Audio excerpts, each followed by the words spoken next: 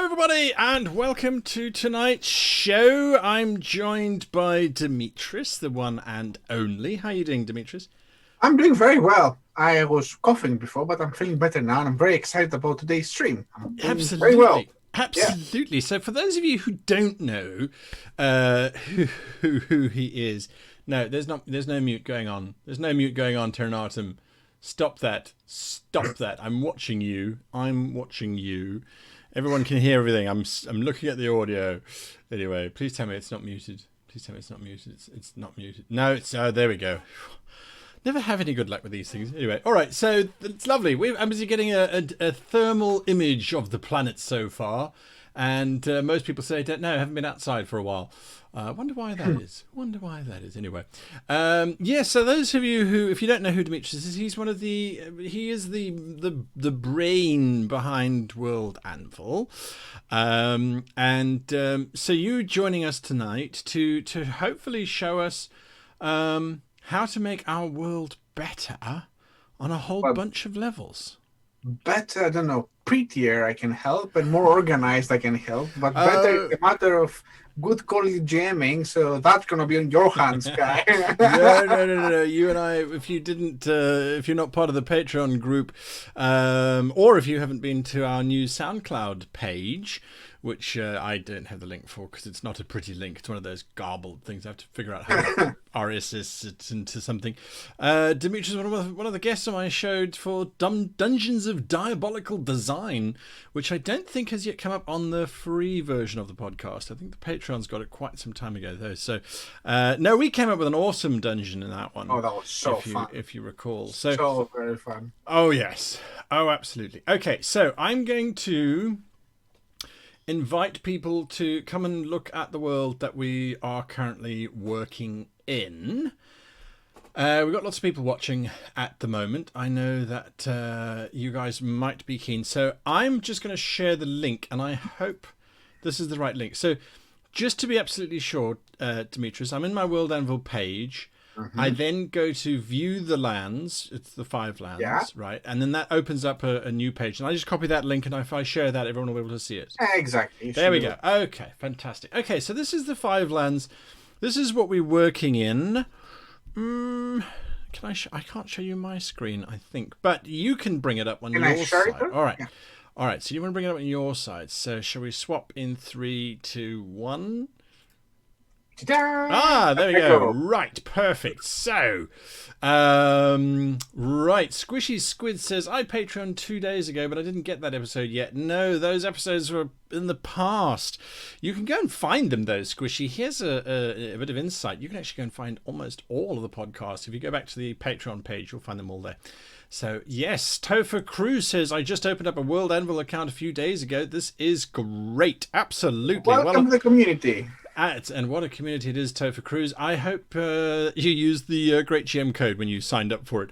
But yes, it's a good community, and I mean, what better thing to have than the actual creator at our fingertips, folks? So if you've got questions, now's the time to ask them, because you know that when you ask me questions, how do I do this in World Anvil? I kind of go, well, solve this, and then you solve that. Well, no, really. If you need anything, guys, just ask, and I'll be more than happy to answer and show you, in fact. There we go. Absolutely. So that's lovely. Okay, so this is the world that we have been creating. We started creating this with Kaora. You can see his name there as one of the authors. And I love the logo, guy. Beautiful work here. That's. Oh, thank you. We built that on one of the streams at some point, I think. This is just because the 5 lands are kind of jungle-like. So, Kaora started to draw that beautiful map for us. We've got that map, which we haven't done anything with at all. It is quite literally. I mean, it's just this beautiful, beautiful map that we built on the stream, and we've been working in that central area. We're focusing here now. Yeah, right? The Kamazatl Basin, I think we called it. So we've got a lot still to go, and this is interactive, folks. If you look at that front page again, it says it was created by the 3 of us and 105 wonderful people. So that you're in there, you're one of those 105. You might be number 96 or number 7. It doesn't matter. You're all absolutely important. Just bear that in mind, that you are just a number, but you are an important number nonetheless.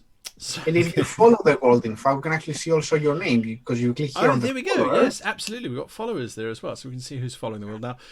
Following the world, basically, what does that do? That gets you updates. Exactly. So if you follow the world, apart from the fact that you are in this beautiful page here, so I'll give you some more information about who you are.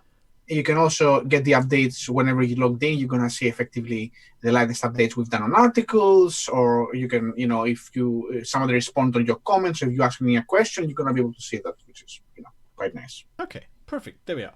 That's lovely. And okay, cool. Right. So I see Terranatum has claimed that Terranatum is number 82.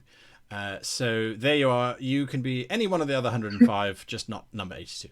We've got some questions coming through already, which is great. Dibuyaru says, how many houses per citizen to pick for in a town? I know that depends on many things, but just roughly to get a picture. How many houses per citizen, or how many citizens per house? It says here how many houses per citizen, but I think it says, because they say, roughly 8,000 people can't live in 10 houses.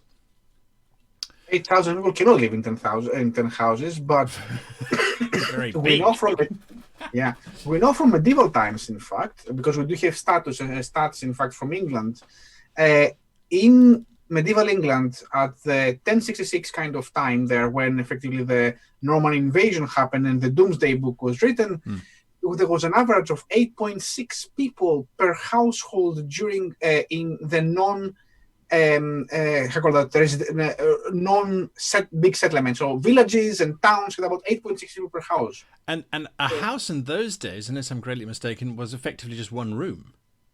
Well, in most houses, especially in villages, would have been quite a wide room that will be separated in 1/3 of it with some sort of a fence to have the animals in to sleep in the night. Right, yes. And the other 2/3 would be either one altogether, or they will have spread again the third. One would be the base of the house that will have effectively people standing around the fire and sleeping there. And the other part might have been used as warehousing, storage for items, tools, food, these kind of things, and also jars. They get a lot of jars of of not jars with the glass as we know them right now, but it's made of clay to keep pickled things and salt and things like that. Well, there you go. So 8.6 people. Obviously, the 0.6 is sort of a head and body, and the legs. Yeah, of course. It's not like. So that's a lovely question. Then an immediate follow-up, which I'm going to jump onto a little bit, is Grizzle says, would they have had a loft in those kind of houses? It depends on the location and it depends on the house. So most houses in England, you have to understand that houses back then were not actually the sturdy thing you know right now, right?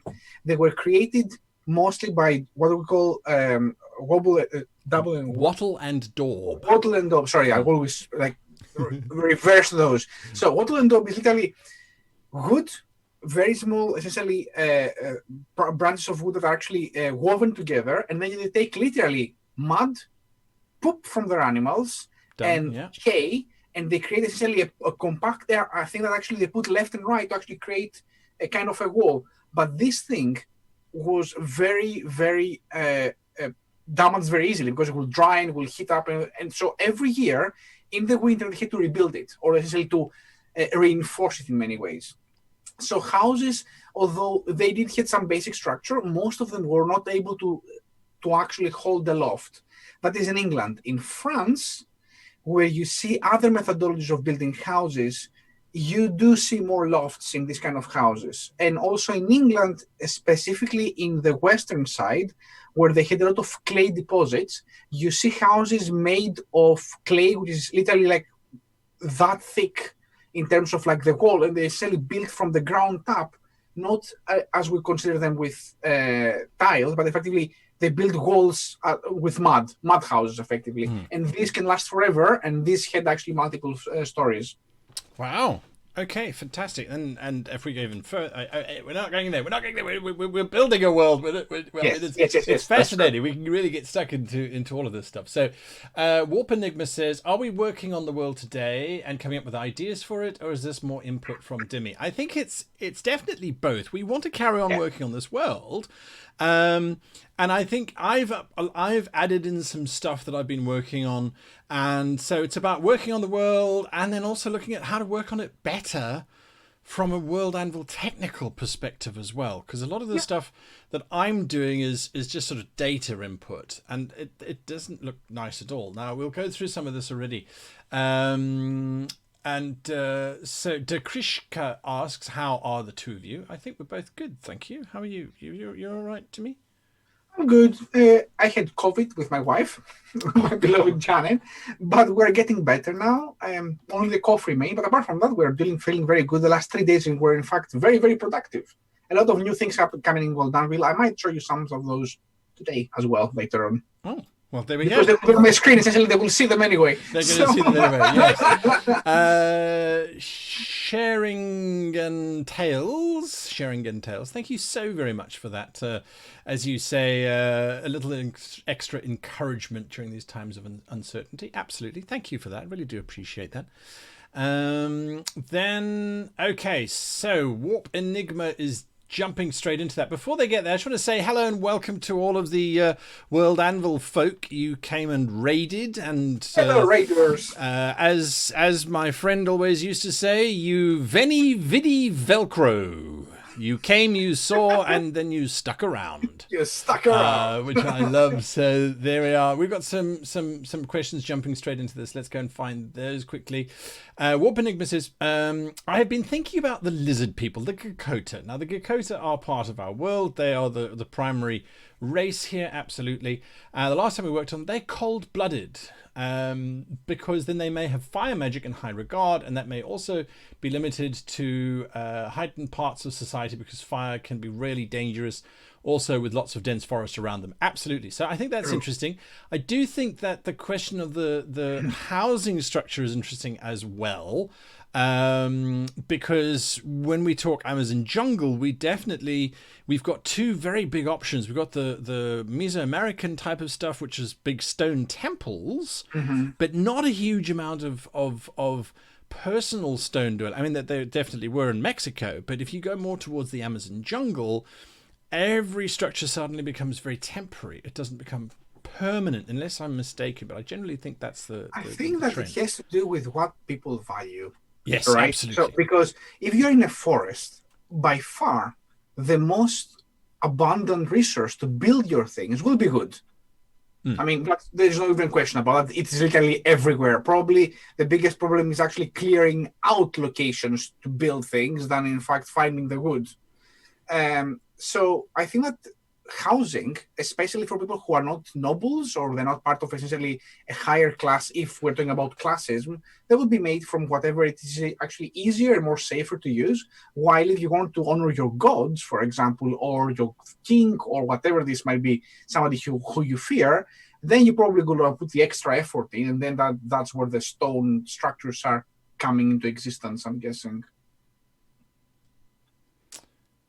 What do you think? Absolutely. I couldn't agree more with you, Dimmy. I think that's definitely something that we have to do without a shadow of a doubt. Those two, I also like the disparity in class structure with the different types of accommodation and things like that. Chat is throwing me off. They're saying that you have eaten Kaora in a Highlander-style world-building thing where you have eaten him so that you gain his map powers. And there can be only one kind of there thing. can be only one. I don't understand why I updated the overlay because you were coming tonight and it didn't change. So I will fix that. I do apologize. Okay, I like it in Kaora. Kaora is very tasty. Right, so let's see. Sand of the Greens suggesting for the name of the moose folk as Capriators. Taking the deer subrace that moose are a part of, the Capriators. Okay, yeah, we can certainly add that to the list. Aaron Floyd says, what is your favourite player race in D&D? I think let's keep it to world building at the moment, Aaron. But my favourite race... Player... I don't get to play very often in D&D. Do you have a favourite player race? Well, for myself, I don't ever play. I don't. The last time I played was with you, guy. It was actually a goblin, and that was the last thing I have played for the last 7 years of my life. So that's it. That's it. I'm a game master, not a player, sadly. Exactly. Mascaneer Project says, how about stilted homes or rafted homes that would be affected by any amount of precipitation? So, yeah, let's jump into that. I think let's get started on that. So, when we look at stuff, so we're going to create, well, let me rephrase. We want to talk about accommodation because clearly that's a thing that we want to have. I think we should place our first city. That sounds like a very good idea. Now, Kaora had the original layout as to where our cities were going to be, but if you can see that river known as the Quelgar River, Dimmy, you'll see right at the that's it. Right at the right at its base, it reaches out into the Paturu Bay. Yeah, I think there would be a city there, like a port. I'm guessing. Yeah, city, right? It would be a big city. I think we were sort of saying something along those lines, which means you folk need to give. Sorry, I keep thinking my camera's over there. You folk need to give us the name for that city. Now, I don't have that fancy sheet. Kaora had it. And I didn't remember to get it from him again. So please, give us a name for the city. It's got to be something that fits within the lizard folkian kind of name. It could be the city of 1,000 tears, because it's always raining. I mean, as Terranatum points out, absolutely this was sitting on both sides of the river. Pakamutu is one suggestion. Dacelin is another suggestion. Kolhai is another one which I like. Are the aquatic lizard folk? Oh, are they aquatic or they're land dwelling? They're kind of land dwelling. Serpent's Mouth is a suggestion. Trelqua. I quite like Trelqua. What if we had two cities, Trelqua and Pakamutu? You think or Trelqua and Kalumik? Yeah. Well, I can definitely see more than two cities being part of the. Like, if we examine a little bit the way that you create the map here, yes, the river runs throughout the whole thing, right? Yes. Which means effectively that there will definitely be a location somewhere here, because it depends on what they're eating as well. I mean, that's the first question. When you build a city, you have to consider why the city is there, right? Yes. Is it because it's good for trade? Is it because it's a good location to gather the food from around the area, for example? Or is it, for example, for resources like mining or anything like that, or wood cutting? I mean, wood cutting would be a problem because they can just literally just like point at a place and say, that one, apparently here. But even in a forest, you have essentially different quality of wood and different types of wood, right? So that can be the reason. So considering the type of the city will tell us, in fact, what kind of, where it's going to be and why. For a port city, you're definitely going to find that one at the mouth of the river, because that will be the exit to the ocean, but also the entry to the ocean. Essentially, that's how they come to take part. But when it comes to actually maybe the capital, especially if they are forest-born, effectively, if they are used to, then you're thinking actually somewhere probably close to water, but probably also very deep in the forest, right? Absolutely. Okay, I quite like the name of the Trelqua.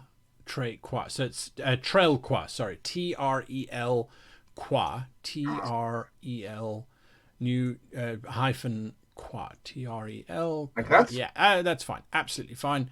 And this is a port city. Someone has suggested already. Matthew Downs says, given its location, we're likely to see traders, mariners. Place them on the left near the lumber seems to make the most sense. Yeah, couldn't agree more. So, yeah. It's fine. It's a port sort of city thing. Yeah, flat white port. then we'll put a oh, we're going to create a new. Okay, so yeah, we're going to create a new That is article. the very quick way to actually create an article. Yes. Okay. Like that. All right, and we don't have a map for it yet. Yeah. Okay. It doesn't matter. It's No. okay. We'll just create. All right. So here we have an article. Essentially, we'll be able to create later on. When is the next city? Where's the capital? Yeah, let's put the capital where those rivers converge. There, Here, I think. right? Yeah, absolutely. Yeah, it looks like a really good I agree with place. you. And I'm going to go and choose another name that was thrown out at us, which I quite liked. Well, I like both of those, actually. So, Trelqua came from De Krishka, and I think I'm going to go with Ka Lumik. So it's Ka apostrophe Lumik. Ka Lumik. Lumik. Like that. Yeah, absolutely. And that is the capital city. I think that's brilliant. I think that's absolutely brilliant. So, yes. All right. Now, whilst we talk about these cities, there were some very interesting things that had come up in terms of the actual residential structure of this city. And we've established previously that we're going to have several different caste systems. We've got 2 different types of Gakota. And then we've got, within the second group of Gakota, the gecko type, we have slaves. Oh, not slaves. We have different coloured, skin colour determines different roles and responsibilities within that. It doesn't necessarily dictate standing, but it definitely differentiates that. So what should we do first? Should we define that first? And is that's an organization? It depends. It depends how you want to treat things. In fact, I mean, what do you want to do? Are they both in the same nation, or they're different nations? Yes, they're both the Gakota. What did we call it? The Gakota Kingdom or something. You go to your articles. I don't even know if we even did that yet. Let's see what we have in articles here. So you have the Gakota geckos and the Gakota lizard folk. Are these the two different ones? They're the same nation. So it's the Gakota nation. Oh, it is the Gakota majocracy. So this is a majocracy that we have created. Okay. We didn't do a lot when we were talking about that. So shall we go into there and just have a look and see? Well done. Let's see. So you can see what the majocracy is about. Yes. Edit. You don't have much. You have a map here. As far as yeah, we don't have much. Oh, we do have a motto. Actually, we do have a slogan. Yeah, we came up with the motto: through magic power, through power order, and through order magic, which we thought was quite cool. So, and that actually in there, it did ask for a location or something. Now, can we link? So you have the Canada basin, but yes, could we link need that kind capital? of actually to create. So there's a location here that talks about. Yes. Is a location that, let me see how you. That's a court system. What kind of article is this? Sorry, just going to check. This is organization. Okay, so you build the organization and you build essentially which location it is controlling. I don't think it's controlling the whole of the basin. No, it literally controls the Jurassic Forest. So from the Narcalan River to the Quelgar River, to the edge, of the forest to the right-hand side. I think it's called the Lithos Forest. Here? Yeah, basically. But then you come across, if you go down near the Riven Hills, the Lithos Forest. The edge of the Lithos Forest is the edge of their territory on the Why don't we side. mark the area so we know actually how big this is? Can we do that? Yes, we can. Fantastic. Okay, let's mark that area. That will help. And then we've got some really. Oh, so Aaron Floyd, where can you find this? That's where you can find it. That's a link to this space. Okay, so you. Oh yes, of course, lines and polygons and that exactly. Sort of thing. Okay, so essentially, you're going from here down to here. Yes, and then go. Essentially, I'm guessing all this area here is there as well. And then up to the mouth of the Narcalan, and then following the Narcalan. Okay, so we're following up. So up the Narcalan. Oh, the basically. cat. Hello, cat. Go away. Sorry. And then essentially we follow the mouth. It will go all the way up to the mountains, kind of like all this. Or well, this is going to be a question to chat, because the rivers, if you'll notice there, Demi, we have a very interesting split river. you do. They're two different gods. They fight over control of the main river. So they split the river. The way I see this, yes, it is very clear. Essentially, I mean, I think there are Colon River up here and to the north, because actually then becomes it's a good boundary. Yes. We were going with natural boundaries. Exactly. Boundaries for that. Yeah. Okay, then. So I will not do the boundaries then in this map, because this map actually essentially will be the whole thing will be the boundary. I'll put it on the global map. It makes sense. Okay, perfect. Whilst you're doing that, I'm just going to look at some questions here.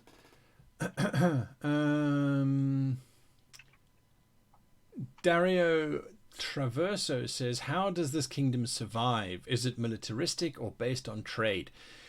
Well, that's a good question. We haven't really done too much on that. We do know that it is warlike, because it has several enemies that it really doesn't like. And those are the moose folk to the south, basically, of their kingdom. And then they've got to the west of their kingdom more Gakota, more lizard folk, but a different group altogether. And then to the north, they have mysterious giant shrines of ancient power. Let's see. Yeah, that's pretty much. Oh, then to the east, all the way across in the actual ocean, there are marauding orca, as they're known. They're basically seafaring orcs, which are pretty terrifying. So we've got those two. So just so we know, you selected the polygon tool. Yes. And now effectively I'm just marking around the river. The rivers are not an easier thing to do because there is a lot of points here. Thanks, but it's okay. It's an approximation. Yes, absolutely. Okay. So that's what you're busy doing there. Okay. Lance Pickett's. Oh, wait, hang on. We've got another suggestion from Matthew Downs. Gem legati, a derivative of gem traders in Latin. Yeah, okay. Maybe the highest class of trader owning land, mine, or slaves to the west. Yes, I like that. Keep that thought, Matthew. We'll get there. Then Lance Pickett says, is the magocracy power structure by type of magic or by power of magic? Well, that's a good one. We haven't yet defined the magic completely. We've got some really cool ideas on the magic. But we haven't actually defined it completely. The magic is drawing from the ether, which we know about. So magic flows through everything like wind currents and has a high and low pressure area called spell tides. When lots of magic is used in spellcasting, it drains the magic from the area, causing a low magic pressure system. Okay, it builds up and builds around, and then we get.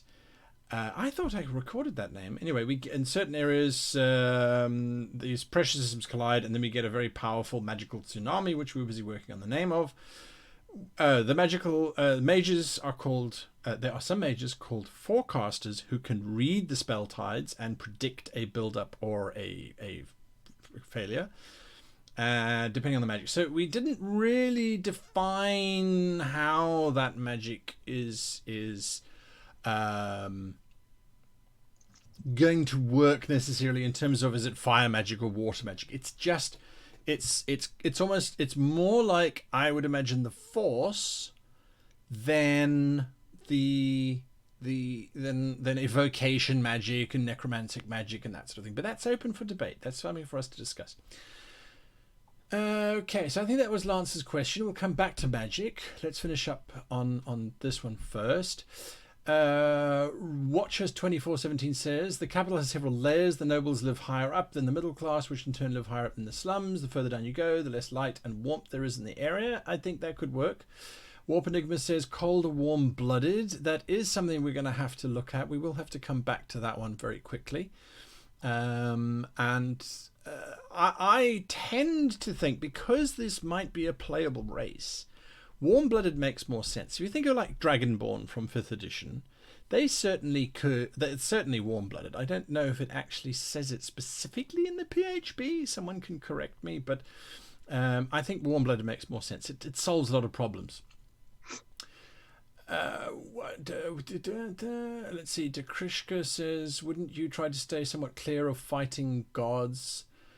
So having the Riverlands as a bit of a neutral area." Yeah, that's a good point. We'd spoken about those very much so, and then we kind of came back to it and that sort of thing. So, okay, so you're busy defining the area now, Dimmy. Again, for those of you who are new to the stream, I wanted to change that. I swear I changed that. I really do. I'm going to change it right now though. So. Give me just a second. Dimitris is the founder and coder behind World Anvil, and he's joined us tonight to show us how it's done properly.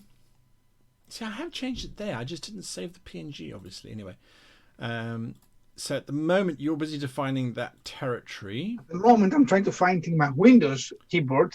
How I can see you now? I can find the hashtag on my Windows keyboard. Okay, that didn't update it. What did I save it as? So, let's go down here. Maybe I called it map overlay. I don't know. Yes, change for Pete's sake. There we go. At least your name's right. Yeah. So he's busy doing that. Save changes. Yeah, it's actually ready. I have just given it a little bit of a green color to actually. Oh, fantastic! So it stands out a little bit more. When we see the map. Yes. Essentially, now you see actually it's a bit marker, and you can actually click, and you can actually see the map here. And you can go to the map as well. So I can open from the big map, the smaller map, essentially. Fantastic. That's pretty much it. Yeah. Lovely. And then we have to go in and fix that. But yeah, I'll fix that. Yeah. Okay, so perfect. We've got a lot of things. A lot of things happening. Right, let's get back to this. Michael Canane says the 3 moons on the shield are symbolic of their 3 great cities. We had 3 moons because of a reason. Who remembers the reason? Magestrim was the thing. Thank you. I don't know why I didn't save it here. In the form of a mage. I'm going to save that. Magestrim. Now, Dimmy, it doesn't matter that I'm saving articles whilst you're working not at all. Not at all. We can easily work together. Okay, because we're co-authors on this tool, so it's really cool. You're working on stuff, I'm working on stuff at the same time. I think that works really I mean, as long as you're not deleting the things I'm building, we're fine. No. No, absolutely not. So, right. Okay.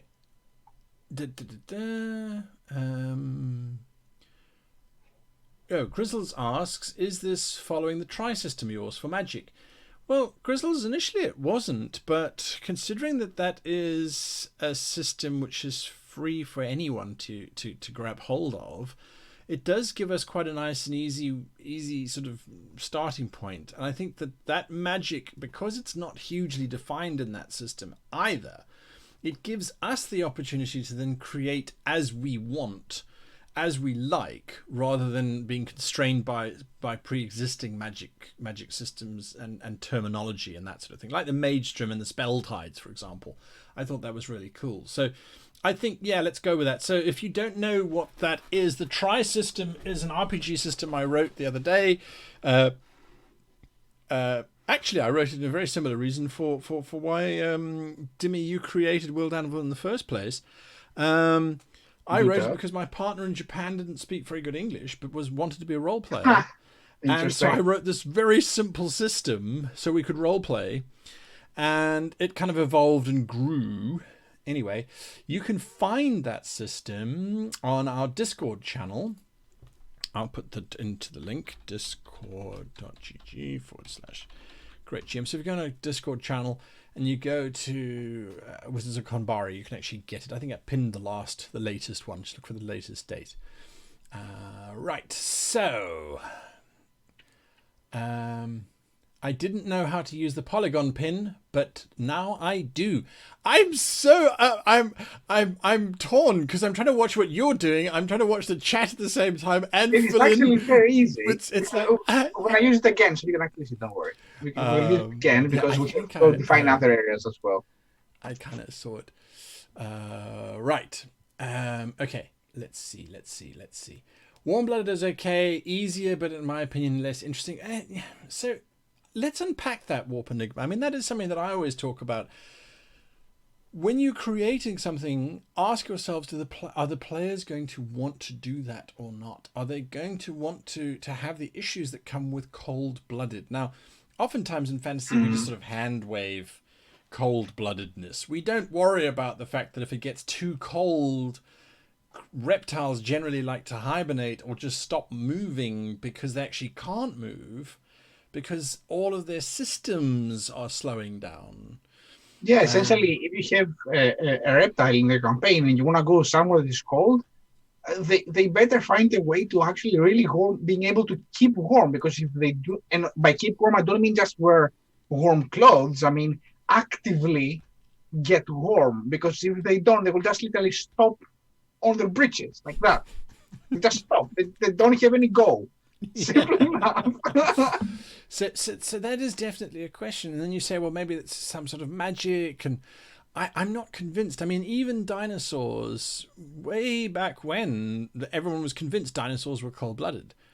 And then they started to look at the structure and the skeletal requirements of dinosaurs. They knew dinosaurs weren't reptiles, but there was a big assumption that dinosaurs were giant scaly beasts. And for a long time there was a debate, and it might still be going on. I thought it was finished, but there was a debate as to whether they were warm-blooded or cold-blooded, and the general consensus is, well, they had to be warm-blooded in order to move around and do all of the stuff that they were doing. So, yeah, I think that would be something to look at. Okay. Now, yeah, the reptile needs a mobile sauna, says Delian. Hold up, guys. Hang on. We can't attack the giant frozen ice dragon yet. I need to sit in my sauna for about 4 hours and just warm up. It does become problematic. Watcher 2417. This is a question to Dimitris, so I'm going to be quiet then. Is it possible to create a monster in World Anvil that consists of several monsters? For example, it would be a tree and its branches are its own monsters. You could. Yes, I mean that's an interesting idea. I imagine it's similar to ships, as in it has a central hit point group, and then external bits have extra hit points. So the question is, are we talking about the actual template? I think. Talking about the article about the monster, or are we talking about the actual stat block for the monster? Because there are two different things, and you can actually do either of the two. I would imagine it would be the stat block. Stat block. On the stat block, yes, there are ways you can actually do it. You can build a stat block, first of all, that can have smaller compartments, but there are many ways of actually doing it. Okay. I don't want to go into the details because it's not related to the stream right now, but yes, it's possible, perfectly possible. So some interesting debating, and this is something that I absolutely love, and I don't think people realize it, is by me saying that cold-blooded is difficult and makes life tough, and we have a lot of people now trying to come up with reasons why we should still keep them cold-blooded, because it makes our control very interesting. A fire-based magocracy would then resolve the cold-blooded issue, says Carl Volmerans. It would give their culture some depth. So in other words, the mages, the reason why this was a magocracy in the first place was because the mages could create magical heat, which allowed the warriors to continue fighting even when it was cold.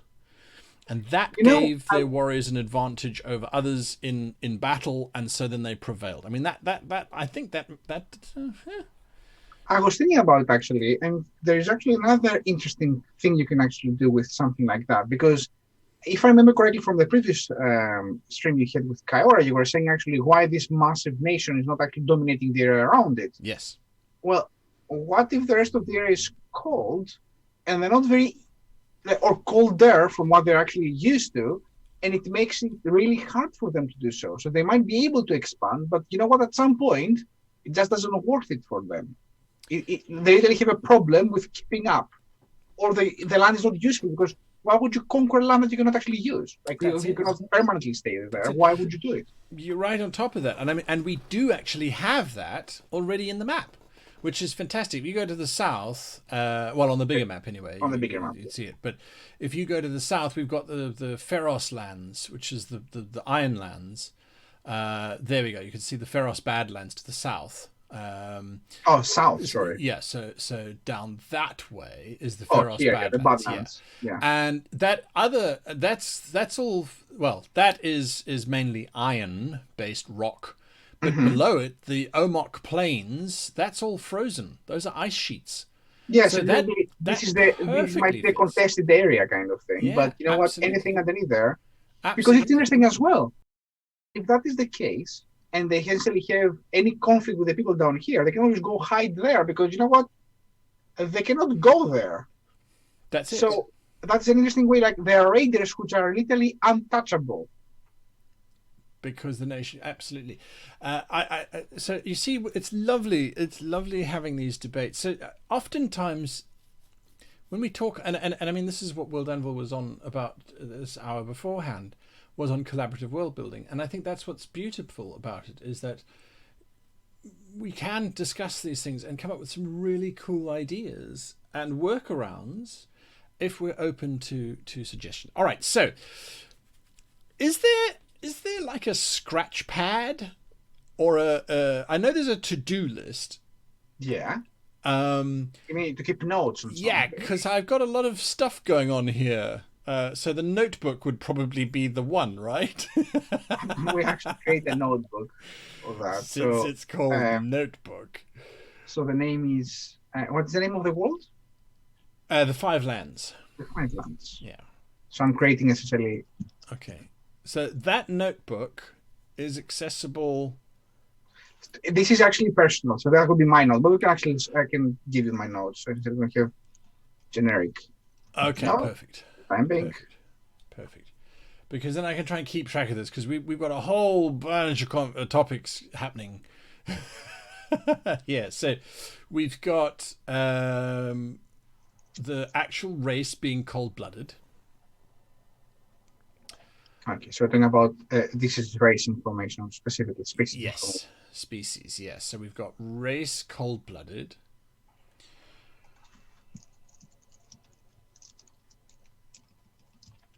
So it's cold-blooded race, but they use magic to keep themselves warm, so they can be active when others can't be. And that was interesting. So that's that one. Correct me, chat, if I'm forgetting stuff, right? There we go. Okay, cool. So that's note number one. Note number two was warming stones. Warming stones? Warming stones, yeah. So they're stones that the mages create that keep their warriors warm. Let's see. That was another note. Then there was another note of the gemstone mining, but that's an economy based thing. So that's not anything to do with the races. Let's see, if I bring this chat down to here, my neck won't be breaking. So yes, we've got that. Then we have the iron pangolin. We mustn't forget the iron pangolin. So pangolins are made up. They have iron scales. Yeah, they're running around in that Pharos Badlands area. But this is just something we should remember. Anti, you ask what program? We are using World Anvil. WorldAnvil.com is the amazing software that we're using at the moment, and Dimitris is actually the founder and the mastermind behind the whole thing. So he's joined us tonight for a special stream. Normally we're focusing just on world building, But now we're sort of doing world building and learning how to use the program more efficiently as Indeed. well. So that's yeah. I mean that's what we're doing tonight, or have been doing anyway. We're almost halfway through now. Yes. So Grizzles, you've got some absolutely valid points. Absolutely about magic being difficult to imbue into objects. It's difficult. Doesn't say we can't change it again. That's what I like about having the system is that I wrote the system, so it's easy for us to change it. Or not to change it, but to enhance and add to it. Matthew Downs is coming up with some great ideas for real life gemstones. Which is quite interesting. So we're going to come back to that at some point. All right, let's now pin ourselves. Guy, Okay, since we are sorry, here yes. on the map, Yes. talk to me a little bit about what's happening. Where are the enemies coming from to this place? I mean, do they have actually enemies? I'm They guessing do. they do. Yes. So to the west. Yeah. So this side. So around. on the other side of the Narcolan River. Sorry, you'd have to go to the main map. Okay, but, let's go to the big map. Yes. Yeah. In fact, I have made the link here for us quickly. Okay. Yeah. So, to the west, northwest, really, we've got another set of Gakota that live on that side. And as you can see there, Kaora's made some notes. Volcano, Ashen Forest. So not so much in the actual mountains themselves, but more in those plains. Emberwood.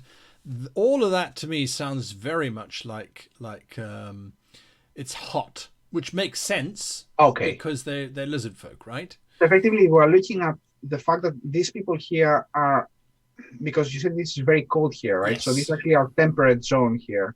So this area here that the Pharaoh's Badlands are kind of like our temperate area. Yes, correct. Like, yeah. And then we go into more tropical, essentially, or mid-tropical. And then here we have actually tropical lands. Yes, because of the volcano. And I think it's tropical and barren as well. Yeah. So there's some Gakota up there. The Ropewood Forest, there were some more Gakota in, but we hadn't really defined those. Oh, so essentially there are other Gakota tribes as well, apart from the one that we're Yes. So there's the main civilization, and then there's others on the other side as well. Okay. What about down here in the south? So in the south, the Pharos Badlands are a contested area. There's rogue elements and thieves and bandits and that sort of thing. And then further south are moose centaurs. Okay. That's cool. We had a suggestion for a name earlier, which I will ask whoever suggested it to repeat it. I don't know who suggested. I think it was Xander. But yes, anyway. Do they have any enemies here? Are they in the Tanglefear Forest. Okay, so continuing more to the west, to the east, there are orcs that live on the oceans. So Tanglefear down here, yes, down there. So the orcs raid into the Badlands and into those swamps. So the Oshkath Woods and that sort of thing, I don't think has really been claimed yet. Then to the north, there is a gigantic jungle, which I think is way to the north. So there we go. The Umgor depths. Yes. But effectively, to go from the jungle into here, it seems like you have to cross there is a little gap there. Here, right? Correct. But also, after you go down the mountain, this actually seems to be waterfalls here. It's a plateau. Yes, correct. So, if somebody was to come to attack them from somewhere, they wouldn't come from here because actually it's insane. It's unlikely. Yes. Yeah. Yes. So probably they come around through the Tanglefear Forest into here. There. Yes. So I was thinking that from what you're saying, we definitely need a fortification here in these plains, and a fortification here, like proper fort, right? Yes. I love that way of thinking. And someone was saying, Warp Enigma was saying they were watching you play Stellaris the other day because you stream on Thursday nights playing tactical games. You can see that coming through. It's like, well, we need to defend here and here. Exactly. But it's lovely. It makes perfect sense. 2 forts. We need a fort here and a fort here. We need names for those forts. Names, please. We need names for those forts. We really need names for those forts. So I like that. Treeman1777, thank you for watching these videos, and I really do appreciate the comment. Army Aircat 2 says, what was the catalyst for the creation of World Anvil? At what point did you realize it was a much needed program? So that's to you, Demi. That's a very interesting question. The short answer is I didn't. World Anvil started in July 2017 when we were sitting with my wife at summer camp, like essentially like in a camping place. 17, we put it live. In a day or two, we went from 0 to 1,000 users, and we went in the next 2 months to several 100,000 users, and now we're almost 800,000 users in 2 years from that point. So it was never a calling; it was a desire to help my wife that became everything. The all-consuming thing that eats every single day of our lives now, pretty much. There we go. That's pretty much. There we go. Some people reporting a stream jump or hip hop hop. Sorry about that. It's fine. They're okay. They're back. They're back. They're back. They're back. They're back. They said just for a moment the screen was frozen. I love that story. I really do. It is true. It's not a story. It's like it's the story of my life, right? Okay, so there's a very interesting suggestion here from De Krishka saying that the forts could be called war hearths. Mascaneer Project gave us some cool names. Matthew Downs gave us some interesting names. I like those too. Well, I have multiple of them, so let's. Yeah, we've got a lot. Okay. So, all right. I think you're gonna have to tell your story again because some people are saying they missed. Okay. Let's name the fort. I can tell the story. So I'm going to give you that first one. It's Warhearth Tan. Warhearth Tan hyphen LAU. LAU. So the letter L. Yeah. Okay. I see. LAU Tan Lao. So Tan Lao. Yes, I like that one. Okay. Let's create an article for this as well. I will create it as a settlement. Okay. Because these kind of citadels, big ones, are probably going to be like a military base kind of. Perfect. That's fine. And then we would have the other one would be Warhearth, which I think is quite cool. Landon is watching whilst doing yard work. Good luck on your yard work. I did yard work last week Sunday and couldn't walk for 3 days. But that's not a surprise. And there's a name here that I like from Jimmy James. He called it a sanctuary, but I think Warhearth, ODOHR, Odor. Odo. With an H before the R. Odor. Odor. Dahor. Yeah, I like that. Okay, cool. We're going to use some of these other names that are coming through a little bit later on. Okay. Good. Okay, keep those questions. So I take it the Warhearth is the Lakota word for keep, castle, or fortress. Yeah, why not? Warhearth, I think, could work quite well. I do like the name. Like I said, these names we're going to come back to. We are definitely going to come back to. I wanted to ask you, Demetrius, with the idea of gemstones linking to different colors of Lakota and that sort of thing, what category would you put that into? Would it be for gemstones? Material. Material. Yeah. Absolutely. Material. Okay, cool. I'm going to create that quickly.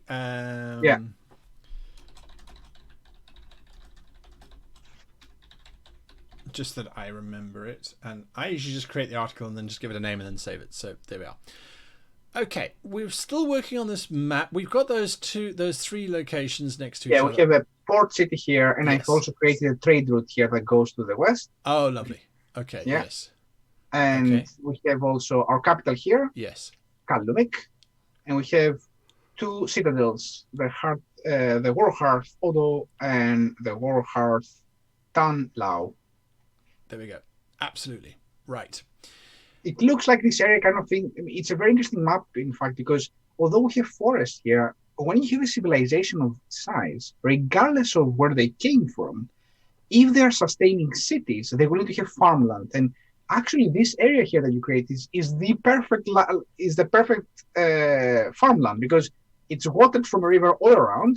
It is in a warm land, far away from the sea, which is actually great for for good quality soil kind of thing. It's perfect. So I think I'm gonna create a farm settlement here for us. There we go. And I've got a name for you for that farming settlement. Farming is very, very important for big cities, and it doesn't matter who tells you otherwise. Just look at what happened to Tenochtitlan. They literally starved themselves out. They were a city in Mexico, massive empire, well, kingdom, empire, state, and they just ran out of food. They just ran out of food. So I'm looking for a name here. I'm going back in the stream, and that name I'm going to say is no, I've already used from that person. Oh, what do you think about Riverbend? Oh, Riverend. Sorry, Riverend. It's a very nice name, but I don't think it's in theme. Yes, I agree. Okay. Let's go down here. I saw another one. Atala. I quite like Atala. That's from Grizzles. Attalla. Atala. Like that. Yeah, perfect. Good. Remind me the name of the Magocracy. The Magocracy is the Gakota. Ghekota. Gakota.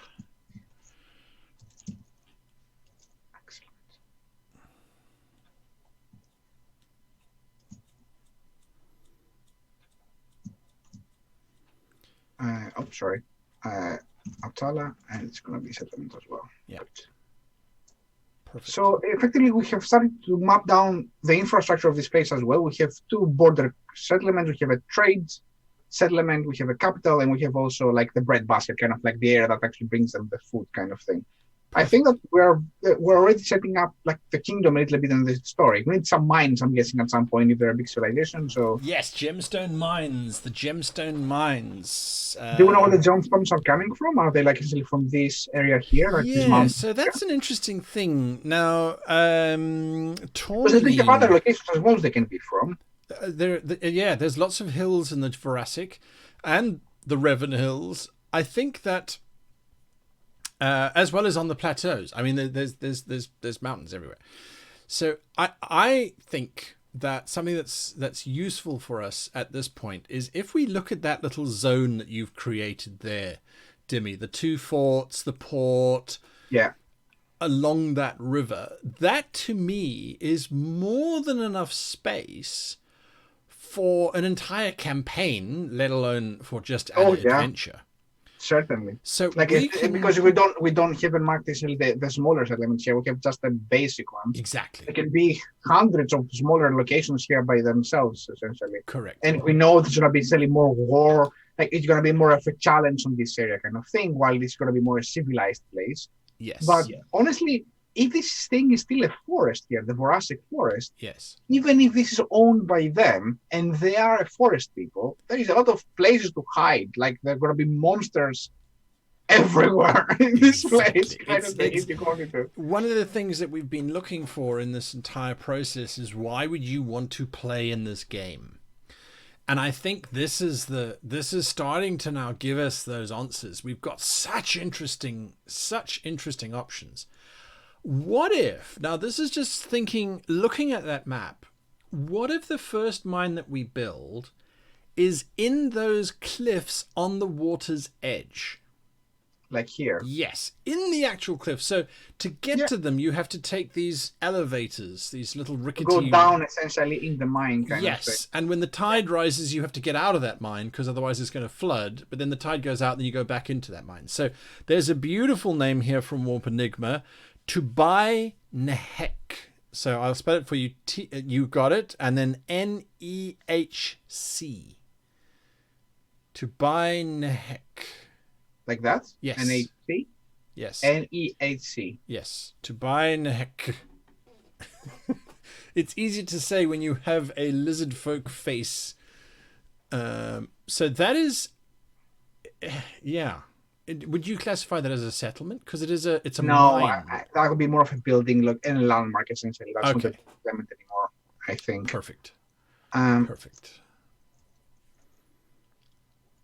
I need to find a nice mine icon. We have a lot of flat white, white pickaxe. Yeah, Yeah, perfect. that's a good one. Yeah, I Good. like that. And these are the crystal mines, right? Well, gemstone mines. Gemstone mines. Yes. So the gemstones now. This is where it's again up to us. We can make up gemstones, or we can go and actually find real world gemstones. Now, I would suggest that we could have one or two made up gemstones, but the majority of them should be ones that already exist. Because what does that do? That gives us as players a little bit of grounding, a little bit of real world stuff happening. So when we look at gemstones, it's very, very interesting. So tourmaline, as Matthew Downs has been talking about, tourmaline, malachite, agate. There are lots and lots and lots and lots of semi-precious stones and gemstones that we can look at. Sorry, Demi? No, I completely agree. That's absolutely fine. You're absolutely right. And there'll be so many special ones. You can have like one or two yes. special ones. Well, I think I know what the one special one is, and I wonder if it shouldn't be mined in the Vorasic Forest. I know we've got some of those cliff sides. Now, those cliff sides are very, very interesting. But if we put it in the middle of that Vorasic Forest, what if that is where our warming stones come from? So the warming stone is actually a gemstone which is mined in that particular area. Interesting idea, yeah. And it or has at least the ability... even if it's not the warming stone itself, it's the gem used to make it, like the unique component kind of thing. Exactly. So the gemstone's unique property is that it can hold a magical charge which causes it to warm up. And so that is really cool. Laura Bones says, "Opal has many different colors." Oh, sorry for shouting. Okay, you're forgiven for shouting. Let's see. Dristan Ross says, "Miners just tossed the excavated rock into the water below. Rumor has it that there's a lot more than rocks just tossed down there." Absolutely, yes, absolutely. Love that. Love that idea. Lawrence Carnarvon says, "What if there is a secret underground group of mages planning a rebellion against the top Kakota mages because they believe that magic should be free to everyone?" Absolutely, that's lovely. What would you classify that as, Demi? Plot? Yes. That would be plot. That would be a plot. I'm going to make that a little plot. So underground mages... And effectively, these are the kind of articles that you keep private, so your players do not know about, and you will be, in fact, have them to run your game or to run your stories behind the scenes. So we need a name, guys, for this mine here, if we don't have one already, for the one in the deep in the Vorasic Forest. Okay. So yes, that one is definitely important for us to come up with a name that really captures this. Oh, look at that. Xander the Green. I mean, he's given us a name, hasn't he? I mean, okay, so Matthew Downs is clearly into your geology. I love it. Tourmaline, shoal, dravite, elbite, rubellite, indicolite, verdolite. One of my favorite gemstones is alexandrite. Do you know the curious thing about alexandrite, Dimitris? Do tell. Alexandrite has an incredibly high temperature threshold, and it comes from Russia. It was named after Alexander, the Tsar at the time. Tsar. Alexander. Yeah. And Tsar Alexander. And it's used, or it was used anyway, on the windscreen of the space shuttle. The actual space shuttles themselves, they used to put alexandrite on the windshields because that was strong enough not to burn up on re-entry. And it's very pretty. And it's very, very, very pretty. Okay, so we've got some really cool different gemstones coming through. I like rocks too. I think rocks are cool. Xander the Green has suggested the name the Sunstones for these warming stones. I quite like that. Can I get a hands up for sunstones. The name of the mines, by the way, this is from Jimmy James, is the Hatchakayum mines. You got it. You got it. Well, he's gone Kyum. So no A. Kyum. Kayum. Yeah. Okay. That looks really nice. So, yeah. Matthew Downs says, did Alexandrite conquer the world once? No, but I'm fairly certain that if Alexander the Great had found that particular gemstone, he would have called it Alexandrite. I mean, let's be honest. Alexander the Great. He called it everything. Yeah, well, the thing is that he didn't call things, People were calling them on his honor, either because of awe or fear. So in Greece, because I'm from Greece, we have about 9 or 10 Alexandrias. It's very confusing because they're everywhere, and that's just in Greece. If you go to Alexandria, of course, in Egypt, and there are Alexandrias everywhere, kind of thing when it comes to the Far East. That's it. Okay, so they're definitely called sunstones. People like that idea. So there we are. Love it. So Love it. Now what I want to do is to draw a trade route from Hatchakayum down to Kalumik, because I think actually that's going to be essentially the place that people will definitely, first of all, build areas and other cities in their way, because there's going to be essentially a lot of movement around, but also to be a place to actually to build up a campaign that can actually expand in and out from this trade route into the forest. Like essentially that, because if you have forest and you want to have trade, you probably at some point cut down trees to create area for the road to cross. So it's going to be essentially viable to have carts going through and back and forth, right? Absolutely. Love it. Let's the sunstone, would I create that as a technology? The warming stone. Yes, the warming stone will be a technology. Yeah, okay. But perfect. The sunstone itself is a material, right? This is that's the gem. Yes. So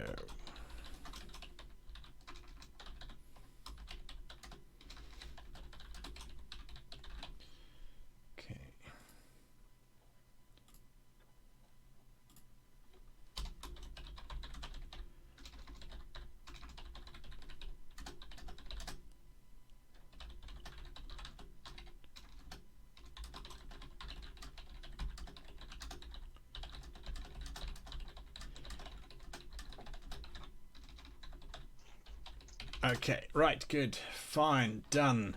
Sorry about going quiet there. I was trying to focus on typing, and you all know how slowly I type. So we've got that going in. That's fine. Got some lovely suggestions. By the way, Google Sunstone, it's an actual gemstone. Oh, wow, there we go. So it's an actual gemstone. Right, well, I bet players wouldn't believe you anyway. And, I mean, Sunstone, it's so cool. It's really, really, really cool.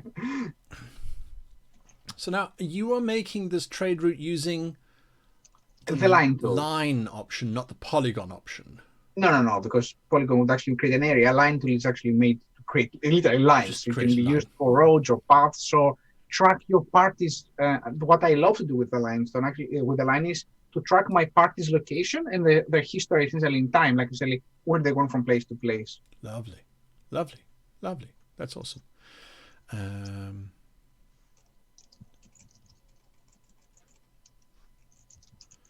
Massimiliano Morganti says that a stone that can be mined near the sea is called sepiolite, also known as sea foam, because it's extremely light and white and it floats on water.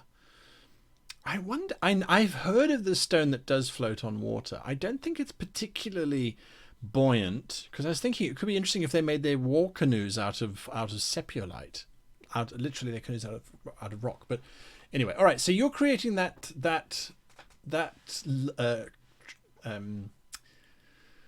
caravan route. Yeah. Have you created an article for it, or could we link an article? No, to we can that create, caravan but route? we can link one exactly. All right, perfect. Okay, so Matthew Downs confesses, in truth, he was part of the oldest geology club in the great northwest of the US for a while, just for funsies. It's awesome. Geology is amazing, absolutely amazing. I spent some time with one of the top geologists in South Africa, as a matter of fact. We were doing a documentary called 300 Million Years of Terror, talking about South Africa's curious geography. And my grandfather was a geologist, an amateur geologist as well. So they're cool. Rocks are fun. Rocks really are fun. Jimmy James says, if that is the main gemstone mine, it should have a fortress to protect it if the economy is based on these gemstones. Jimmy is absolutely right. We do need a fortress. For that, if the sunstones are used to warm the Gokota, they will definitely protect it. Yes, absolutely agree. We'll put absolutely agree. Yeah, I mean, there will definitely be locations. I mean, actually, it's a nice place to put a fort here because there is also like a gorge here, as far as I can see, right? Yes, absolutely. So we can have one up here that overlooks the mines and also controls the air around it. Lovely, love it. Let's get some names going for that castle or fortress. It would be a war hearth, I would imagine. Well, it would probably have started as a war hearth, but then I imagine that it would grow into a city over time by virtue of the fact that it's so important. The miners are going to be selling their mined resources at this castle to the traders who will convoy it out down to the main city. So I think it would eventually become an actual city, settlement, essentially. Yeah, it makes perfect sense, in fact, because you know what? They have to stay somewhere as well. Yeah, absolutely. And the miners right. need food, and the food needs to be prepared, I mean, it just spirals. Do the Gokota cut down the trees to make space for housing, or do they live in tree houses, says Lawrence Carnival. Now, that was something that we hadn't really spoken about, Demetrius, in terms of people living in giant tree houses. Now, it depends on population. It does depend on population. It does. Because, and on the trees, I mean, obviously. Yeah, but also if you want to have a fortified location, well, trees are not the best thing to be fortified because they tend to be accessible very easily. When you want a fort, you want to actually clear out area around it so you can see around you, and also build some walls between you and the people that are trying to attack you. Correct. So, although we do have some interesting ones, we've got some interesting debates going on. Well, not debates. We've got some interesting ideas to look at. So, are you looking for a name for that castle? Yeah. Okay, so we've got some. I like some ones that are coming through. Let's see.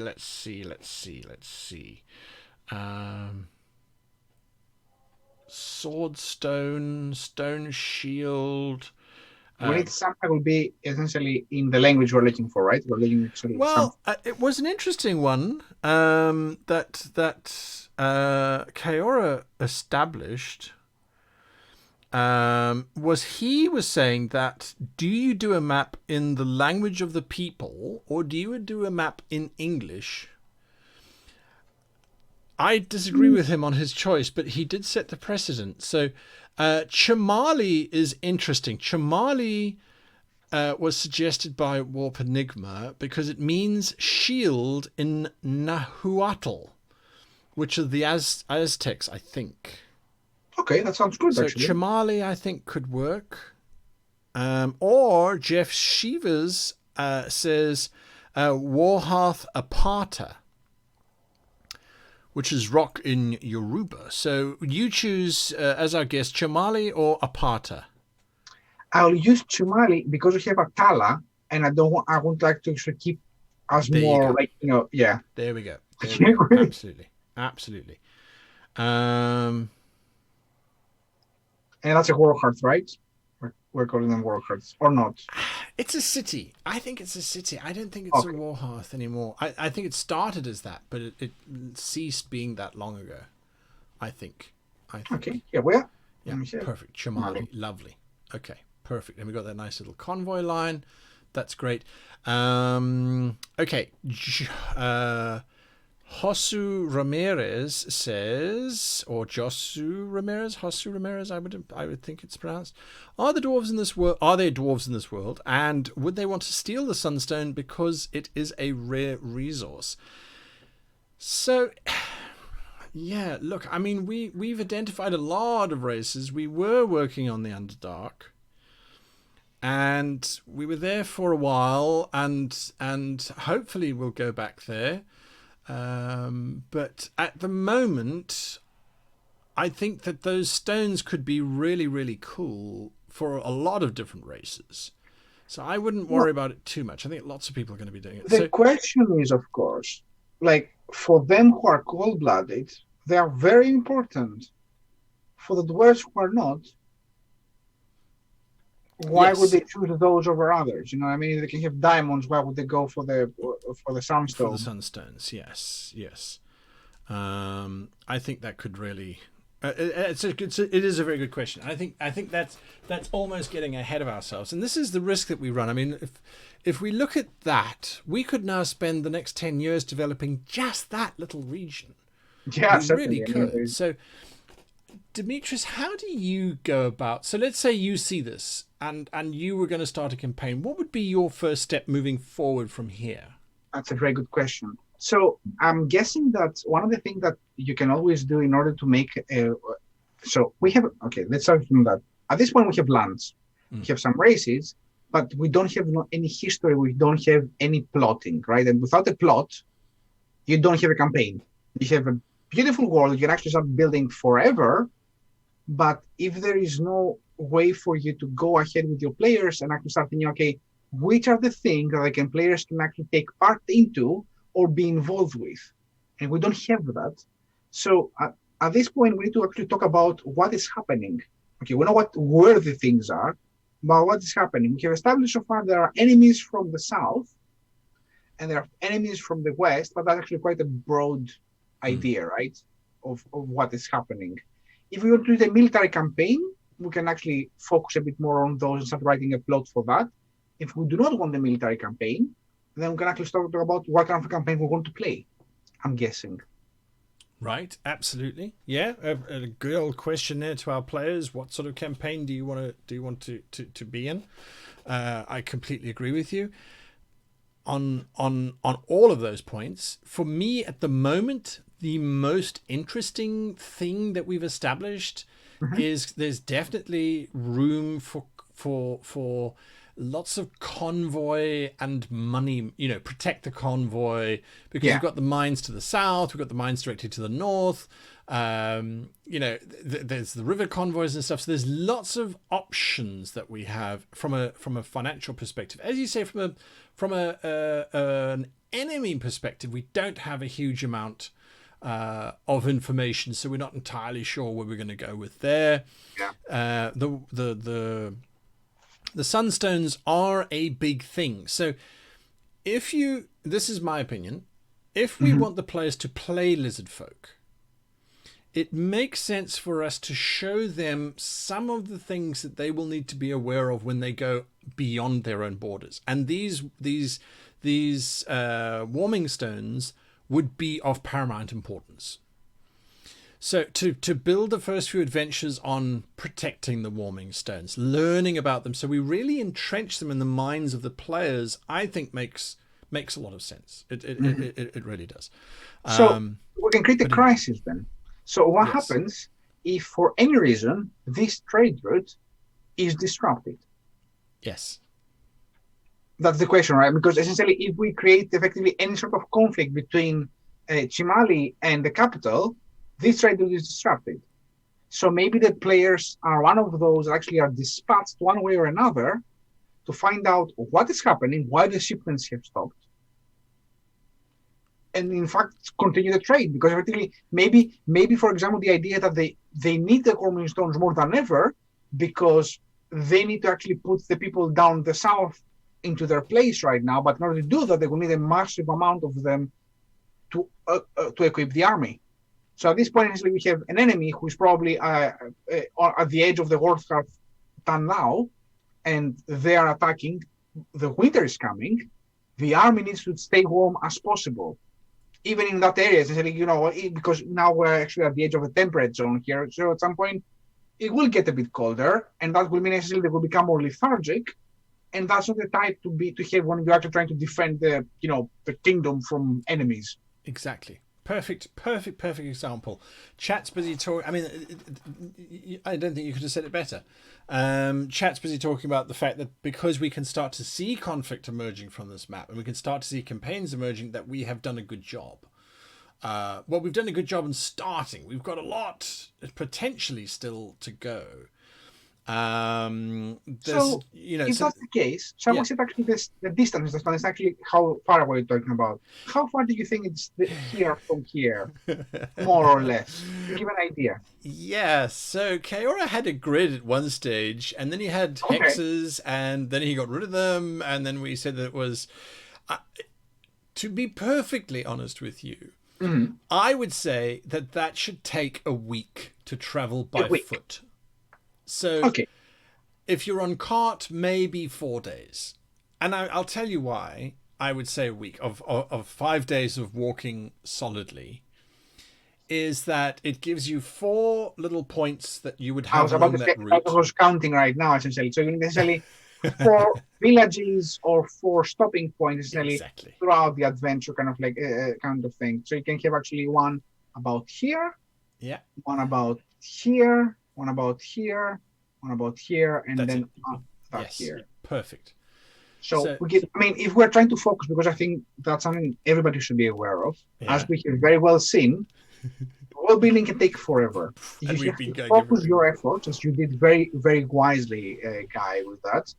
And now we have to refocus and say, okay, right, we're building a campaign, and the campaign will take part essentially probably in the beginning from Kalumek to Chimali, and then if the players manage to effectively fix that conflict, the chances are that they were late, or we can make them late because we control time, which means effectively now the campaign is moving down here because the people broke through Tanlao, or just there are invading parties breaking through Tanlao, and they're heading for Tubainehek, which is actually the mine which might not have the most important gemstone for them, but it has a very important gemstone for the people who are attacking them.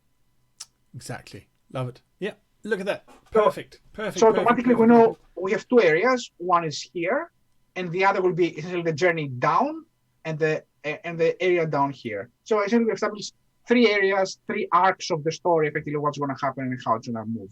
Exactly. And what I always, what will be coming up in a video in a couple of weeks' time on the channel, is that if we look at this whole thing, as you say, we've got 3 areas, give us 2 more areas, and then we have a full narrative, basically. I like to work in groups of 5. So this is brilliant. This is absolutely brilliant.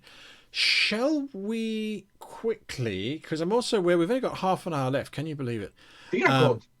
I have no idea. I could go on forever. Oh, exactly.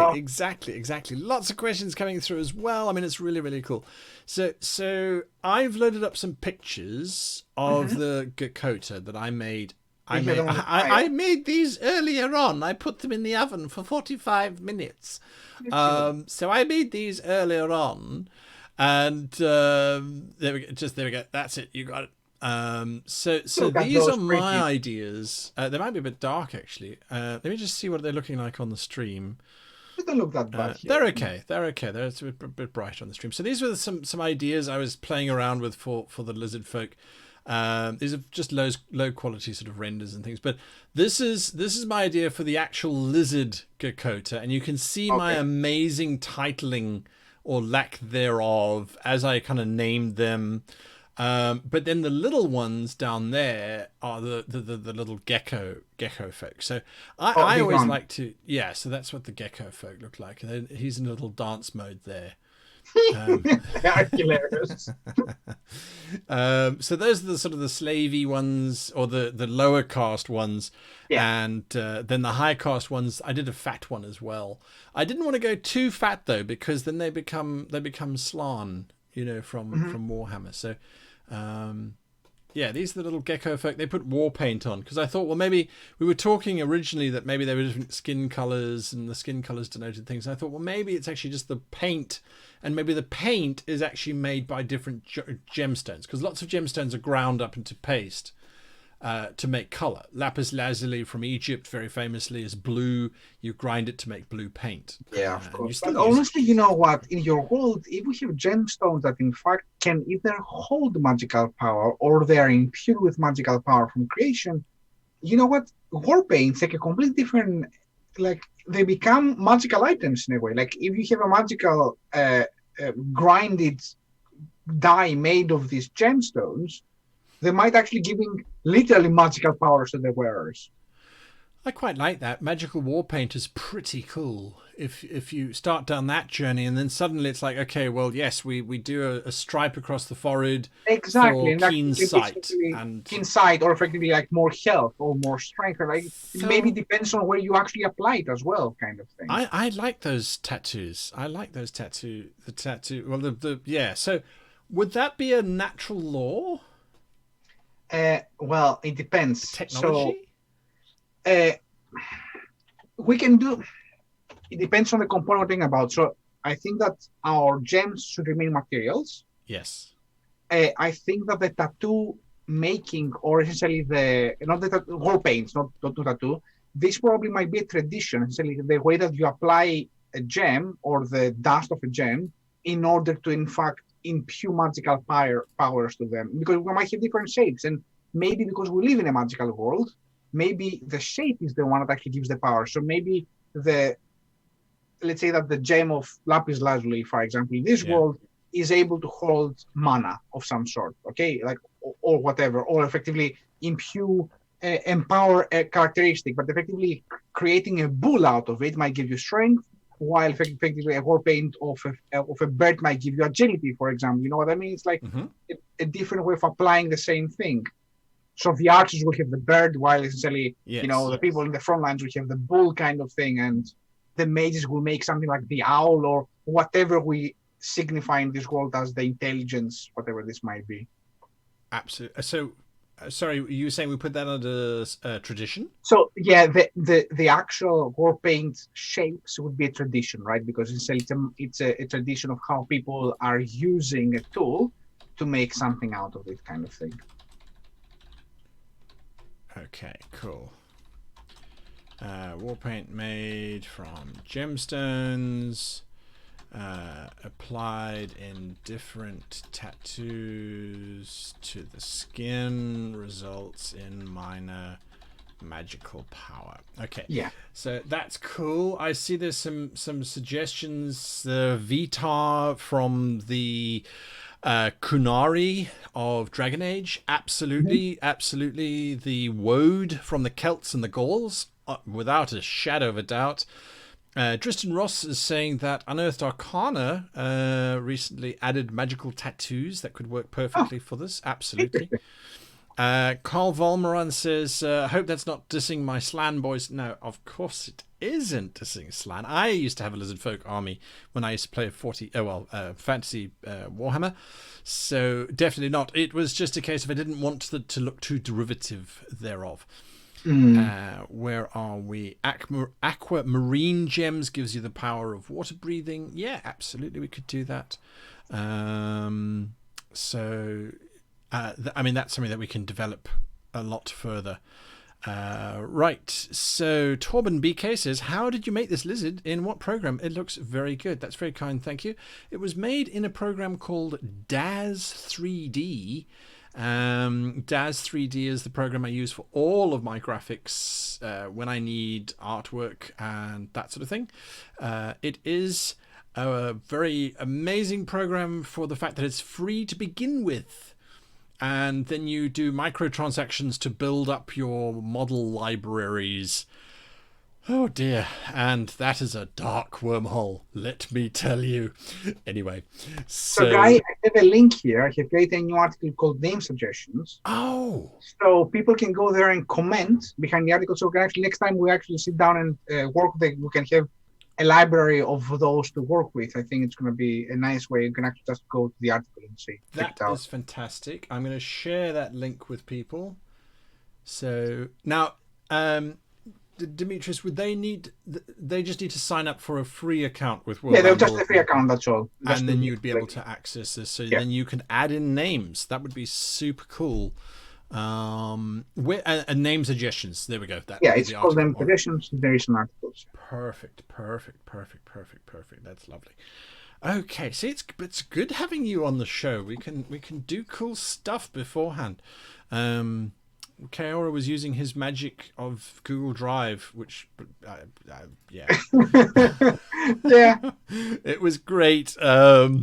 For them Actually, that know. if we have this Google Drive, we can actually like just paste in this article or the suggestions we get Yes. from people as well. So that's So cool. we have a centralized location that everybody can find in every stream, kind of thing. Lovely. Yes, Warp Enigma suggests that you type in city or person for the name being suggested. Yeah, that's a great idea. It's not a bad idea at all. It is not a bad idea at all. Okay, let's see. Where are we now? Lance Pickett says, how do the mage winds, the spell tides, affect the colonization and habitation of the area? Well, that's a good question. I mean, that's obviously we want... Well, we know that it's a magocracy, and we know that the lizard folk, the dominant lizard folk, are in control. So I think it's often case they limit where the mages can be and where they can't be, and things like that. So I think that's important for us to bear that in mind. Let's see. People are talking about putting jewelry on the fangs of these lizard folk as a status of their rank. That's a really cool idea. That's a cool idea. Those are always fun. James Cresswell says, what was the map maker program?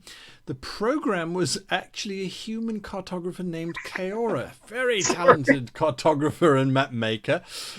He uses Photoshop to make all of his maps, but these are hand-drawn. This map is hand-drawn by him. If you go and watch some of our earlier streams available on this YouTube channel under the live category, you'll see he's actually drawing as we were running the show, talking about, oh, let's put in a little cave there, or let's put in a bay here. It was absolutely lovely.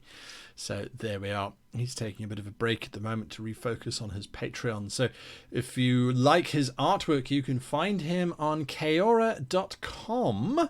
Let me put that link in there for you, kaora.com. You can find his stuff there. And yeah, it's absolutely stunning. We're going to have to try and convince him to finish it somehow. We'll have to figure out how to get him back. Now, let's see. Yes, Matthew Downs is saying the Sunstones can hold energy or maybe magic, or maybe they're energy amplifiers that could be used by every nation. So I think that could be really fun. That could be really, really, really, really fun. Okay, yeah, we all agree. So what I'm doing here, yes. Guy, and that's actually a good trick. I create a marker group called stream nodes. So now I can actually add markers which are only on the stream node. So for example, I know what we need to do next time. So for example, we have a trade locations here. We need to create 4 locations. Or for example, the other thing I had as an idea is that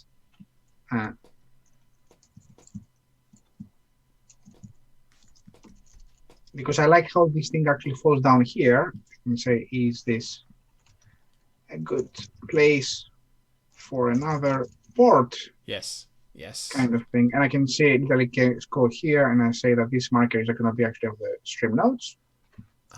Lovely. Okay. And then that's absolutely, yeah. Then we just remember sort of ideas. That's brilliant. Exactly. So and then we can actually just delete the whole thing altogether. So you know, once we're done with it. Okay. Great. Okay. Let's see.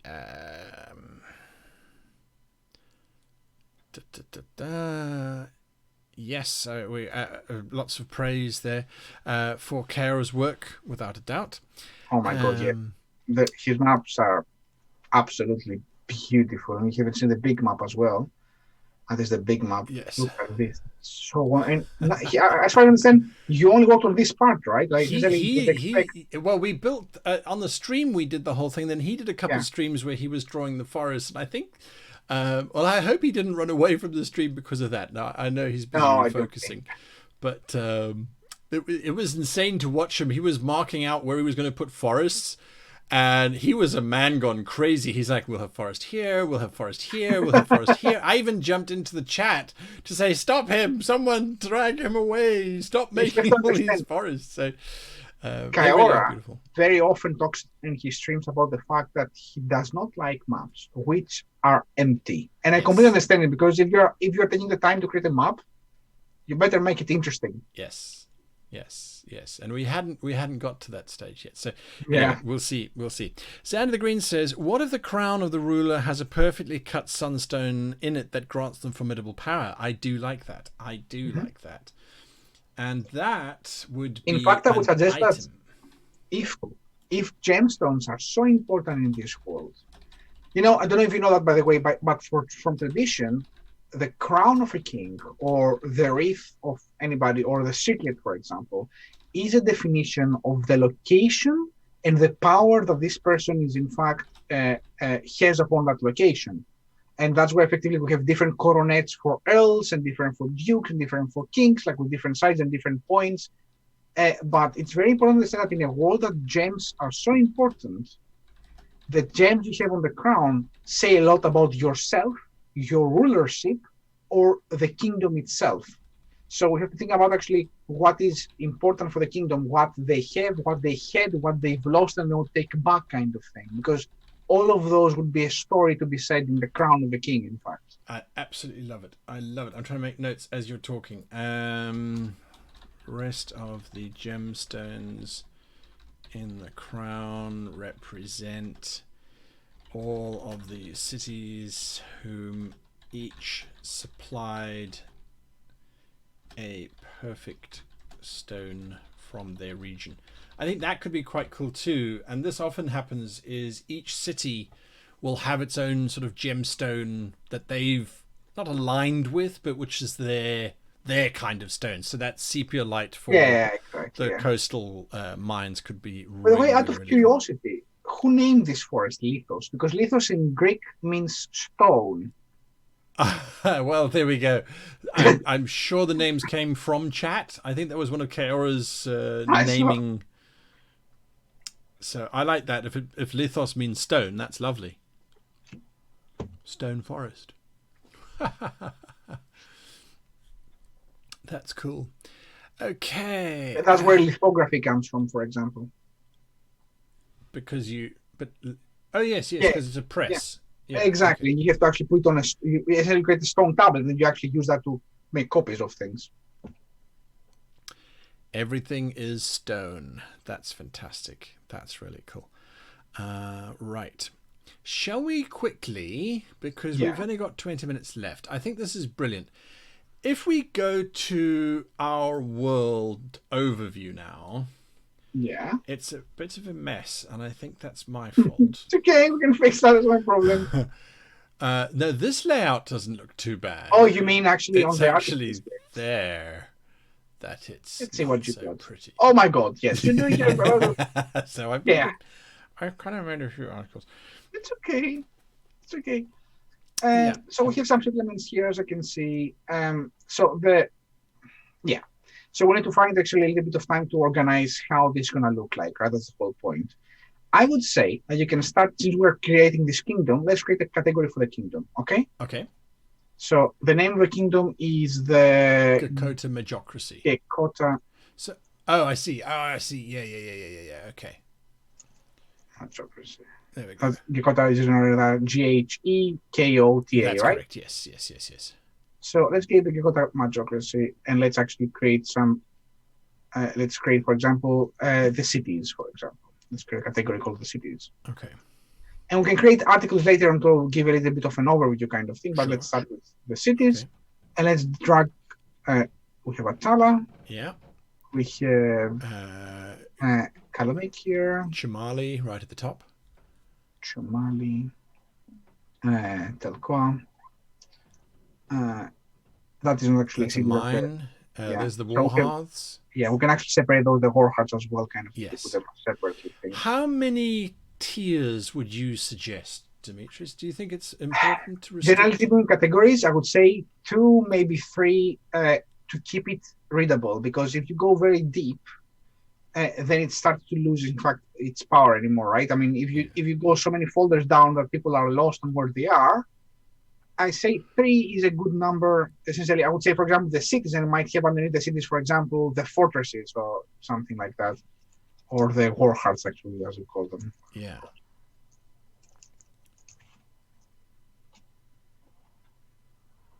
So I can create essentially on this level the war hearts, and then I cannot do, because then I can have an article, for example, a generic article here, Talking which about explains what a war heart is, what makes something a war heart kind of thing, like what is the history of the tradition kind of thing on that. There we go. Okay, lovely. We have actually 2 species here as well, so Yes. let's create essentially something like fauna and flora. Let's call it something like that. Okay. So generically for the world kind of thing. Sure. We'll put our iron pangolins in there as well. Yeah, exactly. So I like Xander the Green's suggestion about Lithos Forest or Lithos Forest. Is it an I or an E? It's an I on the map. Yeah. It's an I. No. So in terms of pronunciation, so is it Lithos or Lithos? In Greek is lithos, but we can Okay. call it whatever we want. No, that's lovely. So Xander the Green's suggestion for Lithos Forest, since its name is Lithos, is that it's actually a petrified forest, which is interesting. It's going to be a very big forest to be petrified, and generally speaking, petrified forests mean the existence of very big volcanoes in the area, because petrification of forests happen in most cases either if the forest was buried, yes, or if the forest was actually petrified due to be essentially put underneath, like, how do you call that, volcanic pyroclastic flow. Yes. Yeah. Absolutely. It's an interesting one. Maybe every few trees are petrified, but a forest has actually grown up around those trees, and I mean, we can really have a lot of fun. Gargamel Gold says, would you consider the magic system in the Five Lands to be soft magic system or a hard magic system? Well, Gargamel Gold, since we're basing it roughly on the Tri system, which you can currently get from our Discord channel, but I will get the Web Goblin to put it up onto our main page, on our website page, excuse me. That is... Magic, anyone can access magic, but it's more likely to kill you than to actually be of use to you. So most people don't access it. And then magic can be really, really, really powerful. So I would say that, to answer your question, it's a hard... there are no defined spells. You define the spell as you go along. I don't know. Someone else who's read the rule system. Has anyone else read that rule system that I posted up? I think Grizzles might have, but I'm not sure if Grizzles is still in the chat. Anyway, magic. Yeah, if we're going to use that as our magic base, which I think could be quite cool. Laura's read it. Laura, you can explain it better than I can. Would you say the magic? You've read it about 3 times. Well, I have updated it about 53 times. So, yeah. I would say it's hard magic. Okay, so that High Arbiter Crown of the Sun was just the name I gave that crown we were talking about. Campaigns is good. Okay, I'm just... Campaigns is actually a folder I normally use to put things like my plots. Yes, so that would be into the campaign, yeah. So I have done very generic organization because the truth is that we're just starting out and we'll find out better ways of organizing. So I'm just trying to keep things in order right now, so they're not actually all over the place, and then we can actually, have another thought and thing of where we want them to actually be. Which is lovely. So we have essentially fauna and flora, magic, stream stuff, which we have the name suggestions right now. Yes. We had something which is called world spanning here, which it doesn't seem to have anything underneath. I think it was a category that we made. It was. I think I originally made it to put the magic into. But okay, so let's say for now. I'm gonna find out how actually it can work. It's fine. So what I could do also is you have the Kalamas I will put under geography, so I can actually create a new category called geography. Okay, lovely. And then under geography, I could just drag all of that as it is. Oops. Oh, so when you that's nice. Okay. Yeah. Lovely. Yeah, we've got lots of stuff going on. There's some other bits and pieces. Lawrence Carnovan says, I feel we haven't fleshed out the effects of the Magestrom yet. What does it do? You're absolutely right. We haven't. And you know, this is a very, very, very interesting space that we're in right now, guys. And I think that what's really, really important, and I was watching Janet's stream earlier, the world anvil stream, and their guest tonight was talking about create as much as you need so that you don't eventually get lost in create, because I mean we've there's so much more that we can add to this. I mean, those few categories, I mean, this is nothing. Would you say, Demetrius? I mean, this is we just no, that's the very beginning. That's the very beginning. Exactly. We have very little. Yeah. Since we're here, by the way, I'll show you some are going to be changing, because this actually, you see, it can become very unwieldy. Yes. Some are actually will be developed, and it's already shown by grandmasters that have the Alchemist is the new system for browsing articles. So what you saw before, Guy, it's going to look like that now. So they're going to have your categories on the left side here, and you're going to be able to navigate them very quickly, much faster. You see how fast it is. Yes. And you'll be able to show your articles, and you'll be able to change names for your categories very quickly. So this actually, some of this, as you can see, it's under construction. Only the alchemists have access to it right now, but this is coming. This is what we're building on right now. That is super cool. So we can see the structure straight away, and then we can go straight into those so much articles. So much faster, obviously. No, absolutely. Yeah. Absolutely. And I mean, you constantly refining World Anvil and upgrading and changing and adding and adding and adding. I mean, it's really, really cool. And again, that's just, I think it's demonstrative of the fact that this was built to help Janet write her book and keep track of what was in her book, but is not one of those sort of sites that was done and then left behind forever. It's if you see the list of things that actually I want to do on Dunrow, it's ever-ending. I think the biggest thing I will be doing in the days to come, which I'm super excited about, and I think you will be excited as well, Guy, about this, is the new timelines feature. Because now timelines are very cool, they look nice, but I want to create a way for people to be able to see all the events on the worlds, the deaths and the births of kings and heroes, the rise and fall of civilizations, the wars and everything that is important in a single interface. So you can actually navigate left and right to it, and actually you'll see the whole history and explore what is happening. Put your plots there as well and see how they span, kind of thing. So there's a lot of things happening in these updates, and I'm super excited. Honestly, I'm working as quickly as I can in Athena, which is the project with the articles, because I want to finish off so I can go to the other one, kind of thing. So no, there is no way there's going to be ending anytime soon. We have a lot of things to do. Oh, that's cool. Yeah, absolutely. I mean, that's brilliant. And I know everyone's like, oh, we need this, we need this, we need this, we need this, we need this. Something that someone has suggested now, and I'm just busy. Hang on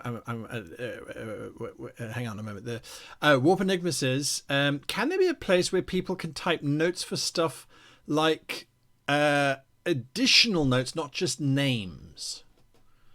You can create an article for that. So could we create one quickly where people? Of course, I can create an article called, for example, stream ideas. Okay.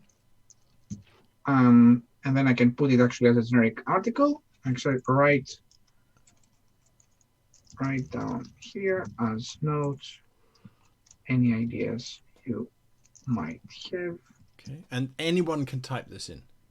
Yeah, you can. We'll be able to comment essentially at this point. Later on in the game, in our process, you will see more people actually taking part and enjoying. You can actually make them co-writers, so you can actually suggest articles and write articles in the world as well. Lovely. So we'll put it underneath as a stream stuff, and we'll make it public and not a draft. So now, in theory, under the stream stuff category, we have stream ideas, and that article is here for you to go and leave comments for us to see.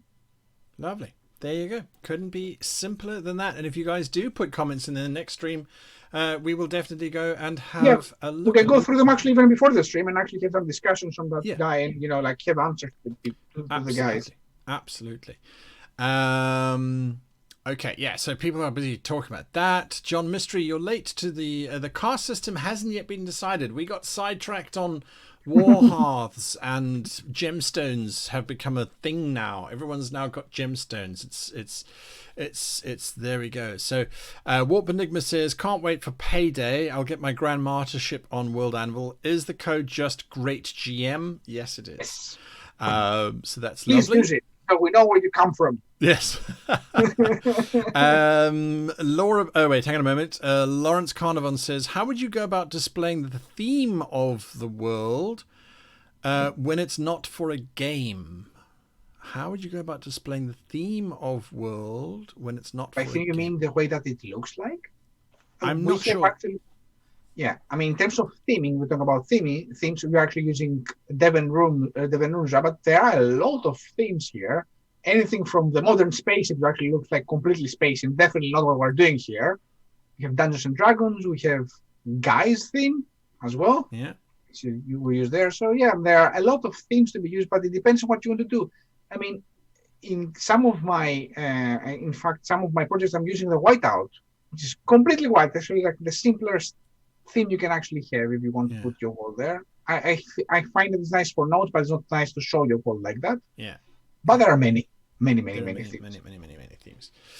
I like the First, by the way, really nice choice. I think it fits the world perfectly. Like the whole idea of the exploration that and the greenery that you added with the photo on the top. Actually, it's absolutely perfect for this. Yeah. By the way, how did you do this image? By the way, is that from Flowscape? Sorry, how did we do the scene? Oh no.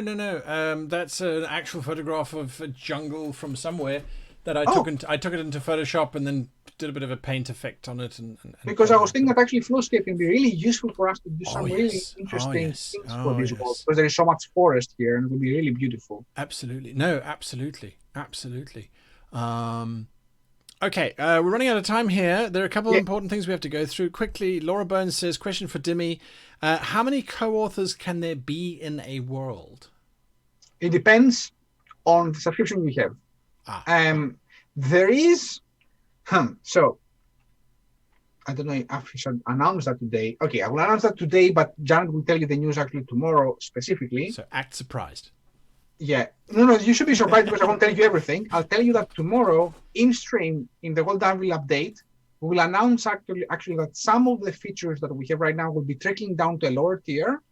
Some of them, not all of them, like a small amount of them will be following down essentially in lower tiers, but also to help people essentially have access to more stuff. But also, we will be doing updates on the number of co-authors, writers, and also subscribers you can have on your world.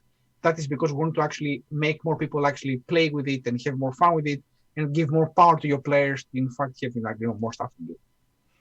Laura Bones that do not apply to you because you're inner sanctum, you're amazing, you have like a gazillion writers, so it doesn't matter. Xander the Green says, what if the petrified forest is that way because it's host to several creatures that petrify everything around them? Certainly we can look at that. We can definitely look at that.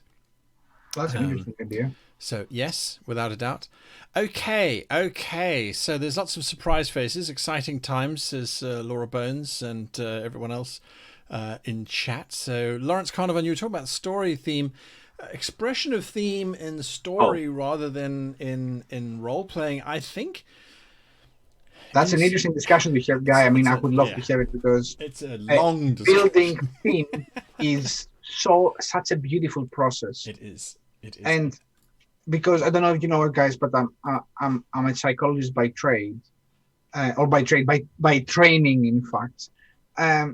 Theme is all about psychology. It's about actually understanding the cliches and understanding, in fact, the things that people already know and how you can actually warp them and twist them around to create something of your own that will also, in fact, give you excitement in your campaign or essentially book or whatever else you're building, in fact, and make it, in fact, feel the same, because that's the idea. A theme is something that actually, when you see it, it feels the same, right? That's the whole idea.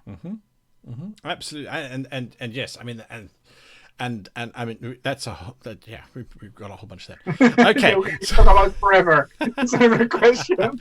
All right. So now, Dimmy, you're on stream tomorrow night, as you said. We have a short update tomorrow, yes, like for 30 minutes to give some news to the guys. Okay. And that is at what time? I think tomorrow is at 7 o'clock London time, and it's going to go from 7 to 7:30. Okay. Yeah. Lovely. That's fantastic. And then I pick up a half an hour after that tomorrow evening for live sessions with the Great GM. We'll be talking about all your questions about role playing, and I'm showing you some other new cool stuff from some really cool people. So hang out for that. Exciting. And tomorrow we are giving away a 1-year Dungeon Fog subscription. I won it by mistake. Well, it wasn't a mistake. I entered their cartography competition and came third. And they're like, well, you get a 1-year subscription. And I went, well, okay, we're going to give it to somebody. So be in that stream. That's an excellent idea. So that's very cool. Before we go, because we are going to be going now, unfortunately, I'm seeing some notes to Krishka saying it's an absolutely awesome being part of this creative process. It's amazing having you guys here. It really is fun. And we're coming up with such better ideas as a result of a collective. I mean, the whole idea of the warming stones came from me rejecting Cold-Blooded because it was too difficult, and us pushing forward on that. I mean, that's brilliant. That's lovely.